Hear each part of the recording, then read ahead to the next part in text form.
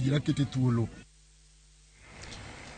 Tend kanisa mar Liberty Gospel Church yo mar Okak orwako okang' ma piny owacho osekao mar mako Paul Mackenzie kod Ezekiel ewi tho ma oseneno e kanisni magi. Tend kanisa go bende ojiwo piny owacho mondo mi one ni ok giweyo ng'ata ma ibiro tudi kod kit lemo makelo hinyruok ne oganda.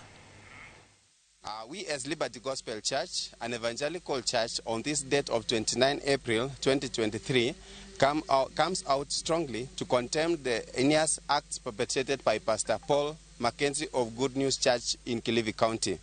His teachings are contrary to the principles of the biblical teachings that our church upholds. We therefore condemn these teachings in the strongest terms possible. Liberty Gospel Church supports the government's position in the statement issued by the CS Interior, Professor Kindiki.